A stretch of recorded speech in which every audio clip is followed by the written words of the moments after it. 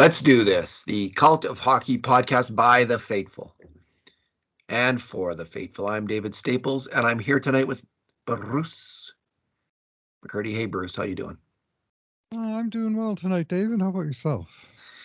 Good. It's hockey season, so of course I'm working on another cold, Oh, yeah. but we'll see how that goes. Hopefully I won't be coughing for the next 3 months like usual, but we'll see. Big game tonight, Bruce, and you're going to be away tomorrow, I guess. You won't be. It'll be Ira Cooper will be doing the podcast with me. Where are Yeah. you going to be? Yeah, I'm heading down to Red Deer in the morning. Going to be off the grid tomorrow, attending the celebration of life of my father-in-law, Ron Bellamy. I'd like to dedicate this podcast to memory of Ron, who passed away under very much his own terms at the age of 91 in late November. And we were, he was dealing with a few things down the stretch, but he hung in there long enough for family to all come down and visit him. We got down a couple of days before he passed, and even that day he went out for breakfast with the family, and he came home and he sat down in his favorite chair, and it was there that he basically ran out of oxygen, and that was the end. But he spent a lot of time in that chair, and he spent a lot of time in that chair rooting for the Edmonton Oilers. Ron was there's a real big split in Red Deer between Oilers and Flames fans primarily, but Ron was an Oilers fan. I think he was maybe a Habs fan earlier, but like yourself, I guess, once the Oilers, Alberta got his teams in the NHL, he used to watch the Flames and the Oilers, like whoever was on, but he was rooting for the Oilers. So I will remember him fondly as an Oilers fan, and also just as a pretty reliable father-in-law for these last 42 years that we've been married. And he and his now bereaved wife, Dell, married for 67 years. Wow. So, lived in the same house for the last 60 of them. If you go out in your 90s and you're on your last day of your life, you're going out for breakfast with your family and sitting in your favorite chair to pass away, that's a good life, Bruce. That is well, yeah, that's what I'm thinking. I mean, he had good innings, I would even say extra innings when you live into your 90s. And, like I say, I think he went out in his own terms. He wanted nothing to do with hospitals or any of that stuff. He wanted to live in his house until the end, and he was happy, I think, to die there. So anyway, we'll be celebrating his life tomorrow and tracking, I guess, the Oilers. I mean, it'll be long over by the time the hockey game's on tomorrow night. But thanks in advance to Ira for filling in, and thanks right now to Kurt for filling in on grades tonight so we can get an early start in the morning. Well, have a great celebration. I hope you have all share lots of great memories. Thank you. I know we will. Alrighty, Bruce. Kind of a funny game tonight. 7-1 win by the Oilers. Maybe their most dominating performance of the year in terms of a non-competitive game. It was the grade A shots were 15-4. Only 4 grade A shots for San Jose. Only one of them was a 5-alarm shot. And it was a pretty memorable one, of course. Vlasic from the crease where Campbell made a glove save. But, the Ducks and the Sharks just don't seem to have it. All the Ducks did somehow beat the Oilers. But anyway, we've gone over that enough. But I was looking at the Sharks draft picks, Bruce. Not only do the Sharks are kind of running on fumes this year, but man, they do not have a lot of talent in that organization coming up. They really are bereft of young and talented hockey players in the system. This is a team that has a long rebuild ahead of it, unless somehow they get lucky. It's going to be a number of years. Anaheim has got a lot of young talent, for instance. But this team, I don't know. I looked at the draft picks. The cupboard is bare. And so good luck to them. Not that I'm unhappy about that. Well, San Jose beat up on the Oilers for a long time. yeah, yeah. So we've covered a few 7-1 games between these two teams, I suspect by now, and I wouldn't think very many of them are in favor of the orange and blue. So this is our two good things, two bad things, and two numbers podcast because it was a decisive Oilers victory. We'll go with two good things each. What's your first good thing, Bruce? Yeah, I'm going to go with the Oilers' overall team structure, and they just seem to be uh, very organized tonight. Good positionally, they were good controlling the puck, winning puck battles, clearing their zone. I really liked their place, leading the puck out of their own zone, and by doing the right things. Like, I mean, I remember one breakout where.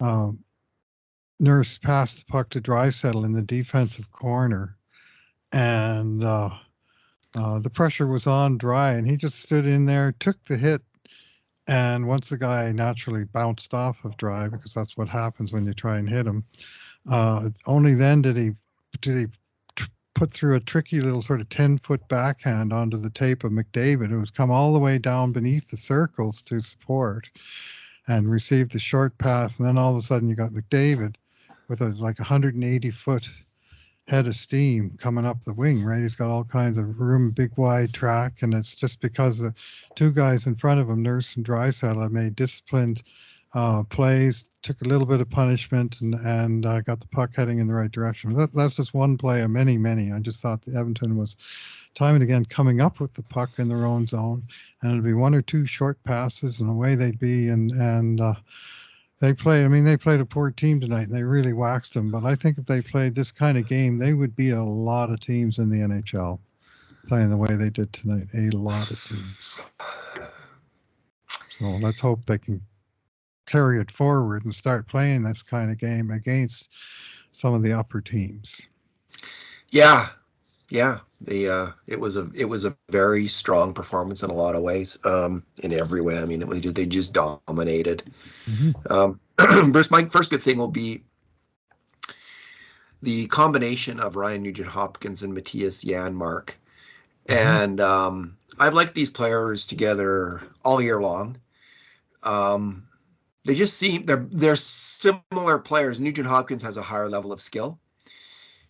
And he's a better passer. He's better with the puck, but they're both very smart hockey players, and I'm just constantly impressed with Yanmark's hockey IQ. Wins a lot of board battle. He's in the right place. He's a good penalty killer, as Kurt Levin suggested he would be when he came to Edmonton. Kurt took a lot of heat for that online, but he has been, I think, a good penalty killer, and. Tonight, he came very close to scoring. They had a rush up the ice where Costin put it into Nuge down low, and Nuge made a brilliant pass to Janmark, who first one-timed it on net, and then on the second shot, what's even more dangerous, and he almost, there's an incredible save. Yes. Then 3 minutes later, Janmark breaks in on the penalty kill, and on a breakaway, and puts it off the side of the net. But he gets the rebound, and Nugent-Hopkins gets it, passes it out to Nuge, and Nuge makes a brilliant shot because the goalie's sprawled to save Janmark's shot and can't make it. In the third period, they combined on another play where did Janmark get a breakaway on that? Yeah, he got another breakaway where Nuge won a little battle there, and Janmark broke up the ice shorthanded. And almost scored. So they've got some chemistry. They're two similar players. I think the Oilers, they need a third line. I actually prefer. I think McLeod could be the third line center, but if they're going to go with Nuge as the third line center and Janmark, if that's the basis of your third line, I think that, and Costin, that could be a really good third line. I think you do need to win in the playoffs, to go to the Stanley Cup and win you need at least three really functional lines. And that could be a third line that is strong in the playoffs with Janmark and Costin. Costin showed his value in this game as well. Like, he went to the net, and the puck went in off his skate. But that was because he was behind the net and he charged right out to the front of the net. and Hyman put it in. That was the second goal of the game, which was a really big goal, actually, to give Mm-hmm. what a 2-0 lead late in the first period. So that's a good line. These are all good hockey players. I mean, Costin has been fairly high event out there, and he sure has a high shooting percentage. So I don't know if he's going to continue kind of this kind of level of goal scoring, but he does have a good shot, and he is a really rugged player. And on this line, he might. I think it helps to have a big, heavy hockey player like that with these two lighter Mm-hmm. guys, smaller guys. Seems to be a good mix of players. So I'm liking what I see, Bruce. Yeah, both Yanmark and Nuge are pretty slick in the battles along the boards, and especially Yanmark has impressed me in that department. He's 6'1", 195. Like, he's not a small man. He's not a big man, but he's, he can hold his own out there.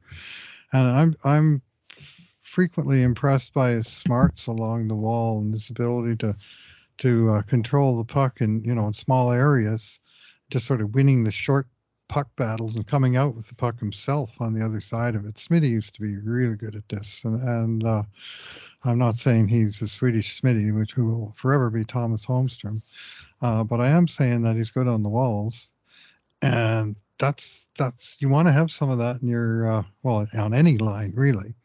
But in your bottom six, guys who can control the puck, keep it away from the other team, which the Oilers did very well tonight. Yanmark is the kind of player. Seems like when the Oilers would lose to other teams, the other teams would always have guys on their third or fourth lines who would dominate and really do well against the Oilers. Hmm. And it was always guys like that. And you'd think, well, why can't the Oilers get that guy? Why are they always picking up Jared Smithson and Eric Belanger and guys who can't get it done? But just to name two of randomly of a cast of dozens of bottom line players who failed to pan out for the Edmonton Oilers. But this guy. Maybe there's disagreement. I don't know if other people feel the same way about this player, but I've been a fan all year. Ever since I've seen him play, I just thought, wow. In every game, he's consistent. He's consistently good, hustling, making the right plays with the puck. He's not a scorer, obviously. He's got 11 points in 30 games. Of course, he doesn't get any power play time, but Right. he's an effective hockey player, and yeah, I'm glad he's on the Oilers. Yep. What's your Well, he's next? Go ahead. solid bottom sixer for sure. Yeah, my second good thing, rather than single out one of the two, I'm simply going to say Oilers special teams. I thought both the power play and the penalty kill were really excellent in this game. And the power play went 2 for 4. It took them a minute and 7 seconds to net a goal the first time. And the second time, they just kind of did away with that minute. And it only took them 8 seconds to score off of the draw. And the first one in particular, like I just like the whole sequence. There was a couple of really good plays by Edmonton to keep the puck in the attacking zone. Leon made a fantastic play to basically. The guy fired a slap shot. He was trying to ice the puck with a full slap shot, and then Leon was on his backhand. He just took the puck right on the blade of his stick, a slap shot, and he just stopped it right on his stick and kept the pressure on. Then they finally did force the puck out, but not far enough, I think, to make a change. And Edmonton Barry just turned it right back up to McDavid, to Draisaitl, back to McDavid, and boom, in the net. And it was just really solid execution at a time where you think, well, they had, all that zone time and they didn't get a goal out of it. And just like that, they were back in the zone and this time scoring. So, and the second power play was just so quick. And the little short pass that Leon chopped across the goal mouth for McDavid to just basically hold his stick on the ice and wrap it home to make it 3-0. And that was when Edmonton really started to separate. But just as impressive to me was the penalty kill, who on 4 chances, they gave up 7 shots, but they took 4 shots of their own. They scored the only goal, shorthanded goal, to really put the game out of reach. That was the 4-0 goal, and that was when you could see the shoulders really begin to slump on on the Sharks side of the ice, that they, even on the power play, they got outscored. And I, I I enjoyed the play. Like San Jose had some pressure in the zone, but there's some real good plays made to clear the puck, and no sort of egregious defensive lapses. The shots that they did get were not particularly dangerous, I don't think, uh, and of course whatever shots they did get, Campbell stopped them all, and of course the goalie is part of your penalty killing unit and deserves some of the credit.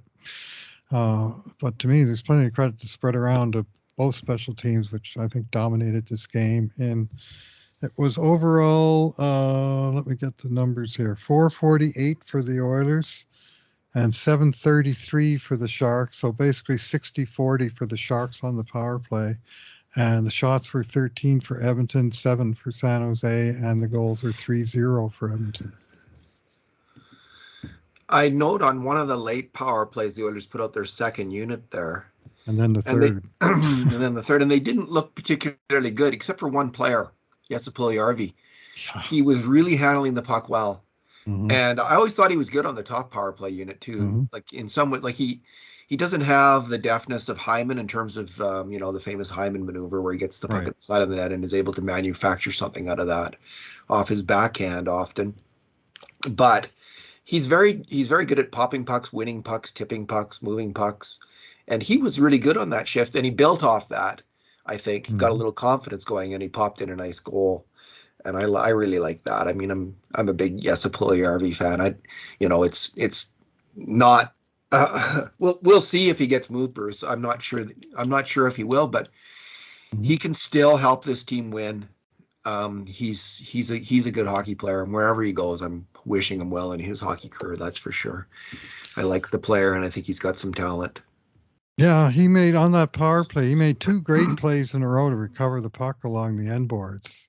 One after sustained pressure by Edmonton, and he won a battle that it seemed like he wasn't in that great a position. And then they generated another shot, and then he won another battle behind the net, and it continued the cycle. And their power play or penalty killers were feeling the lactic acid by then. Let's put it that way. And then the very next shift, he made a good play along the wall to keep it in, get it down to the playmaker, which is that Fogel? What's it? No, it was Nuge. He got it down to Nuge, and Nuge returned it, and he was able to get a real nifty one-timer from, as Louis pointed out, basically from the odd side for the one-timer. The pass came from the left wing boards as opposed to from the right, and didn't go across the goal mouth, and he was somehow able to get leverage and pound it in the far corner. Nice to see. My second good thing will be Jack Campbell. He didn't have a lot of action. As we've indicated, just 4 grade A shots and 1 5-alarm shot. The 5-alarmer, he made its spectacular circus save off Marc-Edouard Vlasic, where Campbell dove across the crease and got his glove out and stopped it. But I was just impressed with how he looked this game, Bruce. When he was earlier this year, man, did he look out of sorts with the net. Every time he handled the puck, every time he moved, he just looked so lacking in confidence, tentative, shaky. All those words applied to Jack Campbell earlier this season. Tonight from the get-go, he looked like a man who was confident in the net, sharp with the puck, handling the puck well, making every save, just made it look easy, made net minding look easy, looked like he was completely at home and happy to be there and good to go. And, the first 5 or 10 minutes, you just don't know how the game's going to go. It was kind of a herky-jerky affair. And San Jose was forechecking pretty hard. And it occurred to me, he didn't have to make a lot of saves in that time because they didn't get that many shots. But just occurred to me that Campbell could win them the game that night. That's how confident he looked to me. Mm-hmm. And that's a very welcome development. Oh. We'll see if it translates into some wins versus good teams. But man, he looks a lot better. He has for a little while now. He's been looking better and better and better since he got his new equipment, essentially. And that's fantastic to see. He still has just an .883 save percentage overall this year. But if he can get up, if he can start working his way and get up to like a 900 save percentage, if he can play like at a league average, at least like a 910 save percentage the rest of the year, or maybe even 915, that'd be fantastic, of course. This will be huge for the Oilers. When we look at why the Oilers have lost as many games as they have, goaltending has been a huge factor. His goaltending has been a big factor. And looks like he's turning it around. We're seeing signals of that. Yeah, yeah, he's definitely all the way up to solid, which is a long way ahead of where he was. Yeah. And it's for whatever reason, the Oilers are really suppressing shots when Campbell is in net, and they're giving up a ton of shots when Dubnyk is in. Like, the difference is Skinner. really, Yeah. or sorry, Skinner. He looks like Where'd that Dubnyk. come from? Well, a draft pick that worked out for the Oilers. It's a short list in goal. Yeah. Anyway, when Skinner's been seeing 40, sometimes 45 shots per game, and Campbell this last while has been 22, 20, 26 tonight. He faced, I think it was 3 shots when he came on in relief against Seattle for whatever reason that game, 17 against the Jets. So I don't know if it's anything he's doing, but the team seems to be playing more organized in front of him. So good stuff. Good stuff. Given my buddy, I admit, like, I'm really cheering for Philip Broberry, and yeah. I think part of the reason that they're limiting shots here is he's getting a little more ice time. I think he's a good shot suppressor. All right, Bruce, your bad thing. Yeah. I'm going to go with one little play that kind of went against the grain. And this is on, I'm going to say the name of Ryan McLeod, but I'm going to couch that by saying he played most of a good game tonight. Yeah. But this is very, very late in the first period. And the Oilers are up 2-0 on the road. Everything's gone right. They got the puck down deep in San Jose territory. They're cycling along the boards. The only thing that they really don't want to do is turn the puck over, especially turning it over on a pass that's going back towards their own net. And Ryan McLeod gets a short pass in the corner, and he decides to try and hit his winger with a backhand low to high diagonal pass, and it gets picked off. And now it's a jailbreak because basically all 3 forwards are trapped down there, and San Jose comes down. I think that was their only grade A shot of the first period. It came with about 8 seconds left, and it was just because of a brief breakdown in the what had been it stood out because of how rarely it happened in this game that the Oilers made a fundamental mistake like that of moving the puck in the wrong direction or not having the puck support where they needed it. And I think it was just maybe got a little bit greedy. Maybe there's a chance there if I can hit him in the slot, but it was kind of a risky pass. It would have been a better pass with 4 seconds left in the period than 14. Let's put it that way. That was the only grade A shot of the first 2 periods for San Jose. First 2 periods, yeah, okay. Yeah. And if they had scored there, all of a sudden it's 2-1. You're going to the dressing room going, "Oh crap! How in the hell did we let them back in the game?" And just a little mistake, not quite rookie mistake because he's not quite a rookie, but just a little thing that maybe this player can learn from is that sometimes, especially when you want to be a 3C, your job is first of all suppress. Keep goals out of your own net. Anything you get is a bonus, but don't get too greedy. And it's kind of just a little, well, it was really minor criticism, but it could have turned into something if San Jose had made the shot. And you don't want to give them anything because I'm saying they're a bad team, but they've got some good players. Like they've got Hurdle and Couture and Carlson. Like they've got some guys. Timo Meyer, who can give you a game. Yep. And if they get going, right? Like those are some very good hockey players that are holdovers. I don't know how many are going to be there after this season. Like I just think they really need to strip down but they could beat you this year just based on those players if they get any kind of goaltending.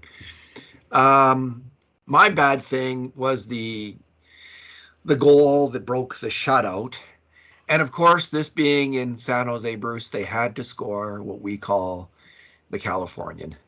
This is the throw the puck at the net, outside shot, tipped in front of the net, which San Jose forever was the master of scoring, with Brent Burns, of course, Joe Pavelski being the Oh master at man, shooting how it, and many? Joe Pavelski being the master of tipping. Like those guys were amazing. It was a great play in hockey. It scorched the Oilers so many times. And Joe Thornton would win the puck down low, pass it back. Burns would whip it in, and Pavelski would tip it in. That was the scoring play. And it happened again here. It was an outside shot tipped in, and there's not much to focus on other than it was a good tip. It's a good play. Like if you can do that play, that's a hell of a play. It's a great way to score goals. Yeah. And of course, it had to break Campbell's shutout attempt here. The Californian. There you go. Still, we'll take one goal against, which they've now done a couple of times Yeah. in this last little while after really struggling last year. And I heard a stat today on the radio,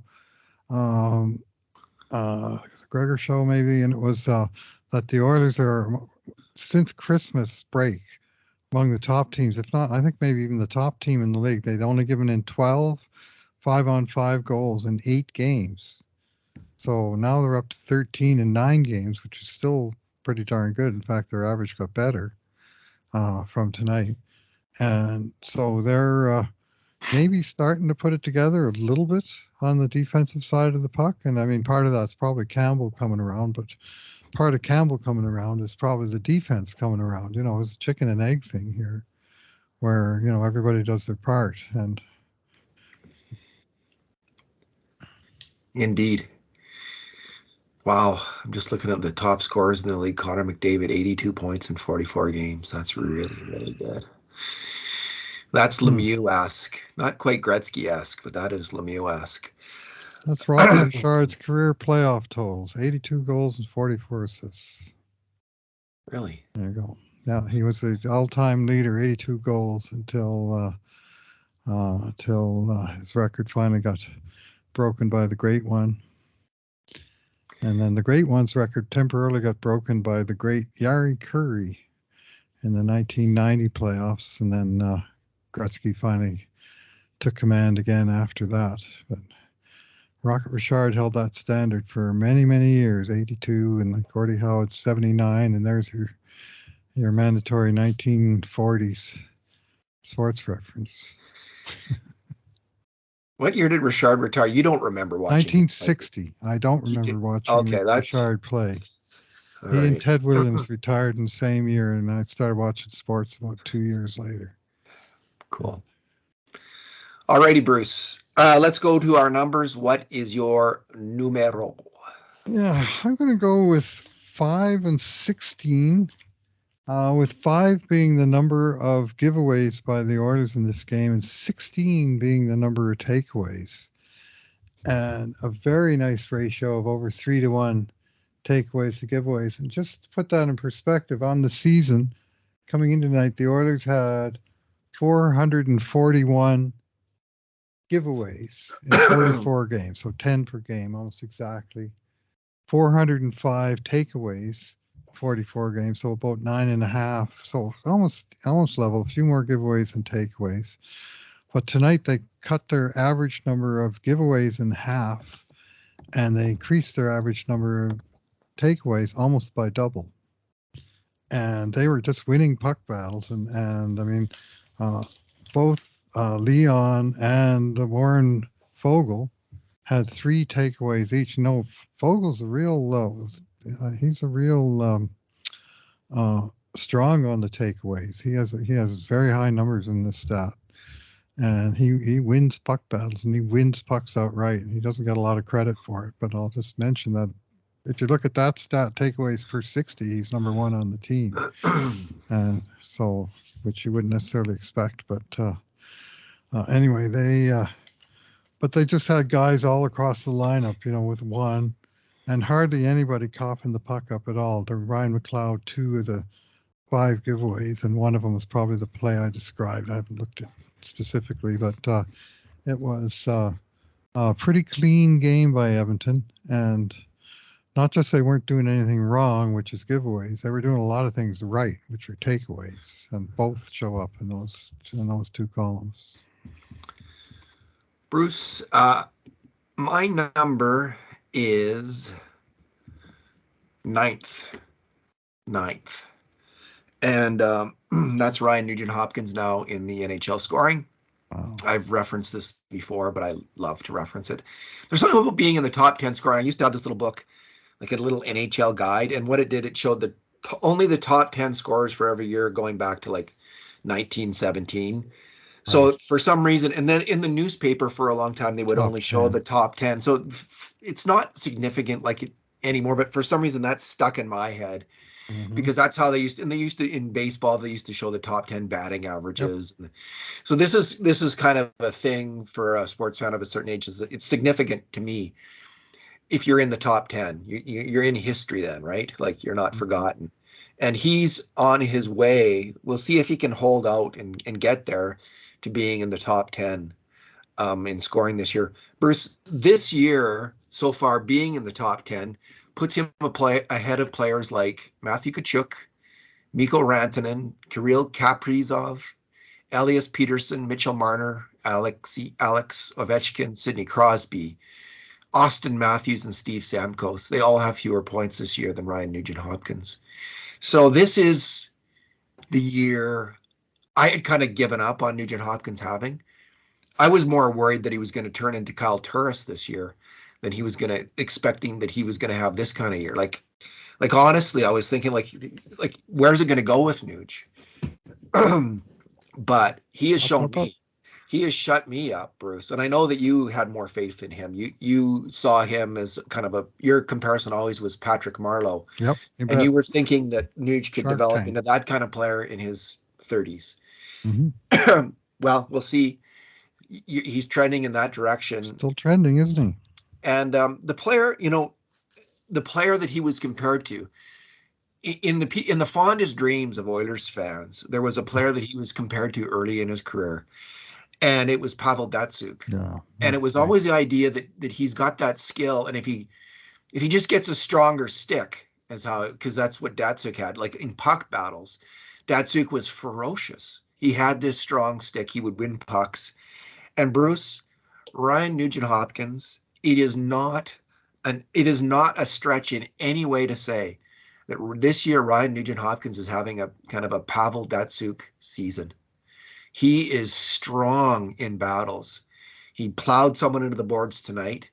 He wins battles repeatedly, and he is driving his own line for the first time in his career. He is leading his line and able to drive a line ahead with his aggressive play. I just think this summer, because I don't think I saw this even last year. Maybe I've seen it I saw it in a few playoff games. There was one playoff game against Winnipeg where I recognized this, where, this kind of aggression. Right. Maybe a few games in the playoffs last year. But something has changed. He just seems to have made up his mind. I'm not going to let these young guys, I think, beat me. Like I'm the veteran now. I'm the guy. I'm the man. I'm going to kick some butt. I'm not going to let these young guys come in and push me around. I'm going to push them around. And he's bossing them. He's bossing the game more and more and more. It's really impressive. It's great to see. If he can stay healthy, he's going to be a force for the rest of the regular season and in the playoffs. Way to go, Ryan Nugent-Hopkins. Yeah, well, tonight he had a goal on the penalty kill, an assist at 5-on-5, and then a primary assist and a secondary assist at on the power play.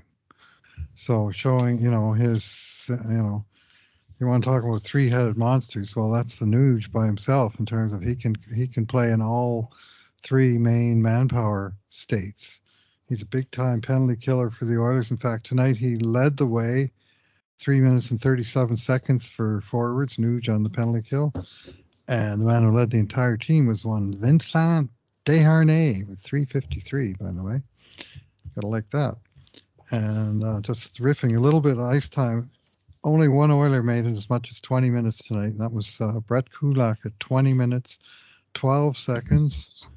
And scanning down the sheet, I think the lowest guy is Derek Ryan at 12 minutes and 39 seconds. When was the last time the Oilers didn't have a few guys with under 10 minutes? Tonight, the whole team basically played 12 and a half to 20 minutes. So that's great. So anyway, Nuge is the guy who does sort of max time on both special teams, and he's pretty good, pretty darn good at it, and that's where a lot of his value is. So people will look at the 5x5 scoring and say, well, Nuge isn't doing enough 5-on-5. You got to look at the whole breadth of his game, not necessarily just the weakest part of it, which is probably 5-on-5 scoring. Well, it's coming. He does have 24 5-on-5 points, even strength points. Yeah, it's not nothing. So he's pumping. He's starting to get 29 there in other situations then, because he's 53 on the year.